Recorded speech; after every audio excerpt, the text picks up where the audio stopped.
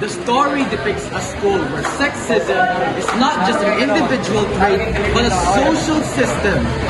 This, based on hierarchy, placing males at the top, creates a culture where boys feel entitled to leadership roles without consensus and feel justified in dismissing the intellectual and creative distributions of their female peers. A central conflict is the struggle against being undervalued. The female protagonist works tirelessly to prove that she can offer more than just a pretty face. This highlights the psychological burden placed on the marginalized groups, who often feel that they must work twice as hard for others just to gain their respect. The teachers serve as the moral compass of the story. While the students have created their own singularity, the teacher represents the real story of the detentional authority that eventually holds the bully accountable. Strengthens the story effectively, evokes empathy, and the scene where the girl is crushed after her hard work is destroyed is emotionally resonant. It successfully illustrates the concept of systematic bias, how the girls are set up to fail by being given no task, then punished for being incompetent.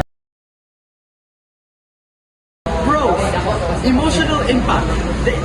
The destruction of the artwork effectively creates a strong villain that creates and evokes deep empathy for the protagonist. Clear themes. It successfully illustrates the glass ceiling and how bias leads to intentional exclusion of talent. Prompt resolution. The leader suddenly realization of his mistake, feel unheard, and simplified after such intensity cruelty. Statistic character, the arrogant rich kids, are somewhere one-dimensional architect types without explored motivation. In this scene, we saw how people are silenced not because they lack ability, but because of who they are. The girls were underestimated and reduced to seriously, so they were only good for makeup and not for education. At the same time, others were disrespected for using cheap material as if worth is measured by money. From a feminist perspective, women deserve equal respect, voice, and participation. And from a Marxist perspective, people should not be judged by their economic status, but by their labor and ideas.